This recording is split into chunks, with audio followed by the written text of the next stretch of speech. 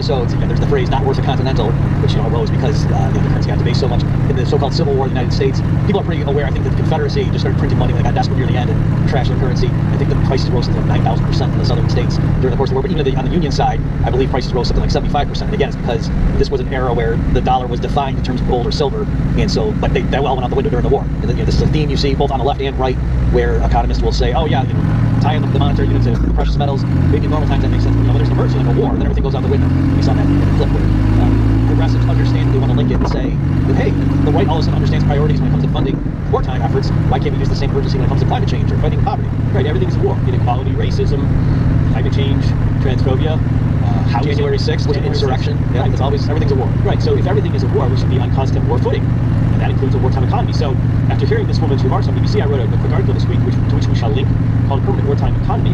And I brought up this idea that there's a whole segment of economists who think there really aren't natural limits on government spending other than, let's say, hyperinflation. And so in her brief remarks there at the BBC, she is channeling Warren Mosler, who's someone, Bob, you've gone head-to-head with, I know, in a debate, and also you sent over to me a PDF of his 7 deadly innocent frauds of economic policy, which is interesting. And he starts off with this whole idea that we have a false notion that governments need to get money from people in order to spend. He says it's the other way around.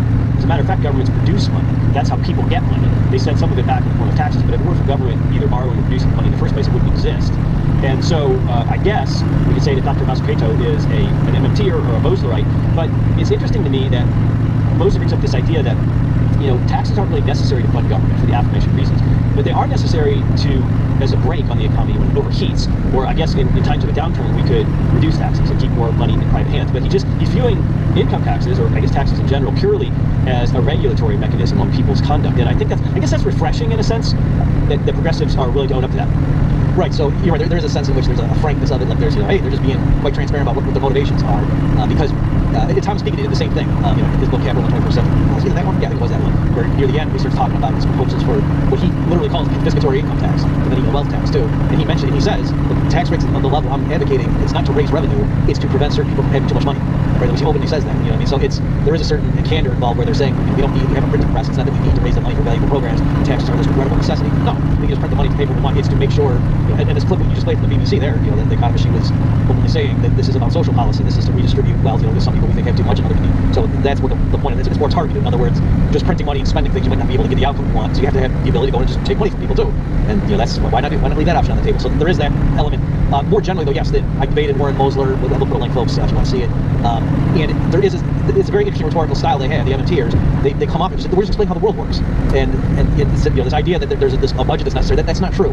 And when it comes to government, to the printing press, it's a bit funny because I remember even as a high schooler reading free market economics, Murray Rothbard, people like that, they all said there's 3 ways the government can finance spending: taxing, borrowing, or printing money. So this isn't some new alchemy that the MMTers are letting us know about. People knew that monetary inflation was a way to pay bills. The problem was that doesn't create real wealth. That just taxes the public in terms of their ability to use money to buy things. So it's just redistributing resources through the mechanism. I think just pointing out that Mosler is a fun guy. He's not an economist per se, and I think he's successful and wealthy. And he was a pretty good-natured guy in the debate, if I recall. Oh yeah, he's an interesting guy. I interviewed him on my own podcast. He's a fascinating guy. He invented cars that were, it wasn't like Indy 500, but I mean cars that were in some race somewhere that he designed. I mean, he's an interesting guy. And you're right. I think he was like a bond trader or something, but he just maybe like the late 70s, early 80s, something like that. Given time, right? And yeah, he was just looking at the Fed accounts and things, and just all of a sudden was noticing patterns and kind of just flip things around. So again, where they're coming from, when you first hear it, and I mentioned this too in the review I wrote for Mises.org and Stephanie Kelton's book. It's they just kind of flip things around. So when you first hear it's like, oh no, it's not that the government needs to tax to get money to spend, it's that their deficit spending is where the new money comes from. Otherwise, how would anyone have any dollar bills? And if you just thought the world began with 1913, that might make sense. But historically, no, money existed before governments printed fiat money. And so it just shows that as a matter of history, these sort of glib demonstrations by which they seem to prove their point are actually not correct. And so in Mosler's world, the government deficit is a private surplus. In other words, there's 2 sides of the balance sheet, and so if the government's running surpluses, the private sector, there's some wealth somewhere that's being created to balance it. And he uses this analogy of a referee during a sports match.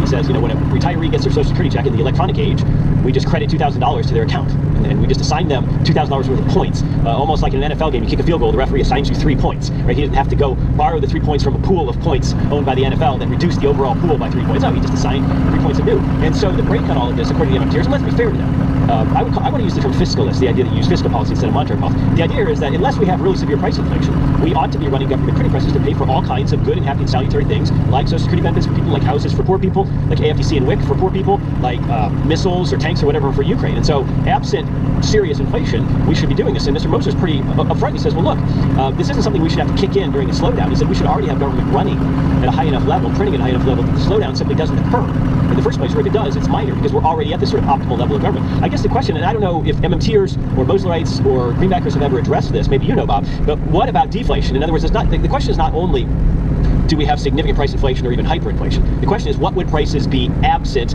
monetary and fiscal intervention by the state or by the central bank? And in fact, they might be quite deflationary, which you and I would view again as a salutary thing. A lot of economists wouldn't. So has anyone ever addressed the idea of falling prices in this mindset?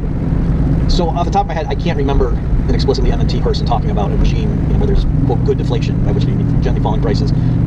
So I think in their framework, if I were going to steel man the MMT position, they would say something like, yeah, so long as there was full employment, that's fine. You can imagine if expectations were such, everyone saw it coming, blah, blah, blah, that prices were gently falling, and as long as there's full employment. But what we're talking about is we know in practice in the real world that there's massive periods where there's high unemployment, resources are idle, and that's clearly a waste. There's, the capitalist system's not functioning well, and that's, when there's a role for the government to come in and fill the gap. So I guess from an Austrian perspective, what I would say to that possible stance is simply that those boom bust cycles don't come out of a vacuum. That it's because of prior government intervention, monetary expansion, inflation, credit inflation, pushing interest rates to artificially low levels, that causes an unsustainable boom that then gives rise to the bust. So they're not just, well, there's this crazy quirk in the market economy, we're coming in to patch it. It's what we're seeing is the symptoms from the previous, quote, medicine that the MMT camp wants to double. So that's what I would say. So to your point, yes, Jeff, if they would just stop meddling and let truly free market money and banking prevail, then you wouldn't see these massive boom bust cycles anymore. It would be something that won't need to be fixed. Well, also, if government is printing money in large amounts and purchasing things, it's not increasing the number of resources or the amount of wealth available in the economy. It's just producing more currency, more money, electronic for the most part. So how does that distort the way real resources and real wealth are allocated? It would appear to be highly inefficient in that government is making the spending decisions, deciding whether to send that to Ukraine or little old ladies or housing for the poor or whatever, as opposed to the marketplace. So we would imagine that there's all kinds of economic inefficiencies in the allocation of resources and real wealth as a result. Do they acknowledge this? Yeah, so when I had Moser on my show, again, was very friendly, and I don't think I fully responded when you asked me. But yes, Moser himself is extremely charming. We were chatting for the debate we had at Columbia, and I actually had to walk away because no, he's gonna, I gotta be a tough eye of the tiger going into this thing. So yeah, he's a super friendly guy. I was asking him just to get an idea of, like, are we just quibbling over some rounding errors here, like when unemployment's a little bit too high, or do you think there's massive resources just left on the table in a capitalist system, and if the government doesn't do MMT or implement it, can we just easily go to Mars without cutting back on anything else? I think that's what I asked him on those sides. And so I don't know. I don't remember if he literally said yes, like free trips to Mars, basically, with all the surplus that we're not reaping. But he was in favor of a basic job guarantee. He wanted the federal government to just say, I forget what the number was, but like a livable salary, and people just show up, and it's like I guess they can't be drunk or something, but otherwise able-bodied people show up to work. I don't even think they have to be able-bodied. Just show up, and they have this guaranteed job. And he thought that would promote all sorts of efficiencies. In particular, because his concern was during a recession, when people get laid off and they're out of work for a while, then all of a sudden they're untouchable. Then employers start thinking, well, how come you've been out of work for 8 months? And so that was the kind of big problem and inefficiency in the market that he thought somebody who, because they say MMT is always right. It's not that government does MMT or not. It's like saying, does the government do physics in their mind, but properly appreciates the lessons of MMT. That's the kind of thing he thought they could sell. So there's lots of slack in the labor market that would no longer be wasted. So it seems the rebuttal to Austerians like us is always that, look, MMT is just descriptive.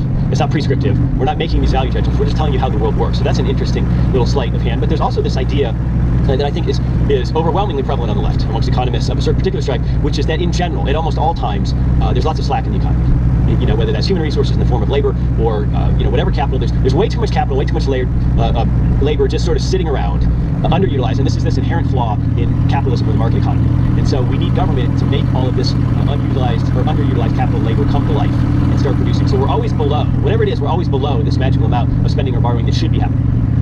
Right, and so yeah, that's I think a fundamental disagreement, and that's why they think that there's all these programs we can fund, and it's not that you have to cut back on auxiliary things, like it's this surplus that's just being wasted every year, this missed opportunity. And so again, my response would be that, well, in periods where clearly there is massive unemployment and you see empty factories and whatnot just idling, that's because there was a prior unsustainable boom. So that's not just, that's capitalism for you, like that's due to the very